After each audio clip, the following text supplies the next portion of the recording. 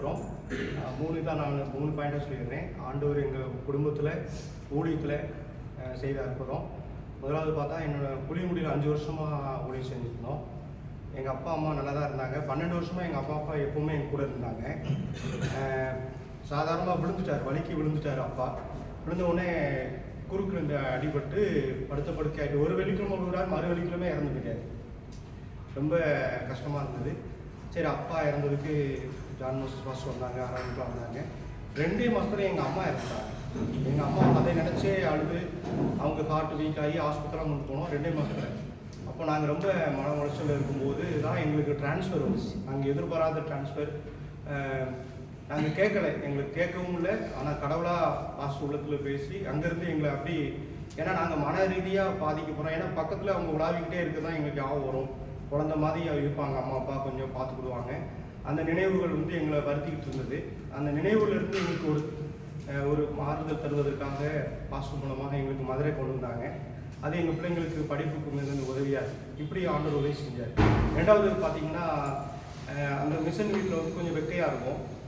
Pastor Robinson அவங்க 3 முறை action எடுத்திருக்காங்க, சீட்டு போடணும் மேலே. அது உதவிக்காக நான் சர்ச் மெம்பர்கிட்ட கேட்கும்போது அவங்க சைலண்டாகவே இருந்தாங்க, கோஆப்ரேட் பண்ணவே இல்லை. நான் ஆஃபீஸில் நானும் என் மனைவி பாஸ்டர்கிட்ட நம்ம செக்ரட்டரி ட்ரெஸ்டர்ஸ் பேசினோம். சார் சொன்னாங்க, 3 பேர் கலந்து பேச சொன்னாங்க, 60% உங்களுக்கு எவ்வளோ செலவாகும் உதவி செய்கிறோம், 40% நீங்கள் சர்ச் ஃபண்டில் போடுங்க அப்படின்னாங்க. நாங்கள் 40% நானே சொல்லி கமிட்டி கூடி சர்ச் போர்டு மீட்டிங்கில் சொன்னால் எங்களுக்கு பதில் பேசலை. எனக்கு ரொம்ப வருத்தமாக இருந்தது. ரொம்ப கோஆப்ரேட் பண்ண மாட்டேங்காங்களே, வருத்தமாக இருந்தது. ஜோபம் தான் பண்ணோம்.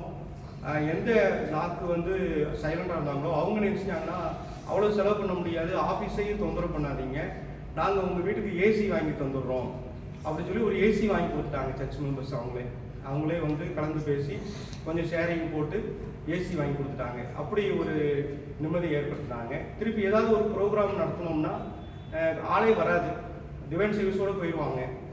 அப்போது நான் யோசிச்சிருந்தேன், ஆஃப்டர்நூன் நம்ம விசிட்டிங் போகணும், ஹாஸ்பிட்டல் விசிட்டிங் போகணும், அதுக்கு ஏதாவது கோஆப்ரேட் பண்ணுங்க அப்படின்னு சொல்லி பேசும்போது இப்போ ஒரு 3 வாரம் முன்னாடியே அப்படியே அனௌன்ஸ் பண்ணிவிட்டு நாங்களும் இருந்து பாட்டு பாடி ஜெப குறிப்புக்காக ஜெபம் பண்ணிட்டு ஆரம்பித்தோம். அப்படி எல்டர் வந்தாங்க, எல்டர் மனைவி வந்தாங்க. அப்படி ஒரு 15 பேர் கூட்டிட்டாங்க. 15 பேருக்கு கூட்டின உடனே நானே பிளான் பண்ணல. அவங்களே எங்கள் வீட்டுக்கு பின்னாடி ஒரு கிராமம் இருக்குது அப்படின்னு சொல்லி மிஸ்டர் பீட்டர் வில்சன் சார் செட்டி உலகம்னு சொல்லி ஒரு ஊர் இருக்குது, அந்த ஊரில் நம்ம கூட்டம் நடத்தலாம் அப்படின்னு சொல்லி அவங்களே ஊழியத்துக்கு கொஞ்சம் வாசலை திறக்க ஆரம்பித்தாங்க. அப்போது ஜெபத்தினால நமக்கு ஆண்டவர் வழிநடத்துகிறார்.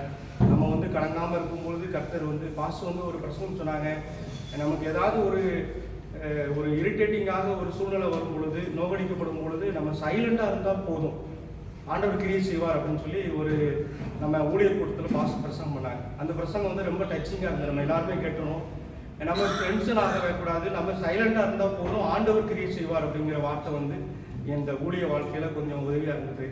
அதற்காக ஆண்டவருக்கு சில நேரத்துக்காக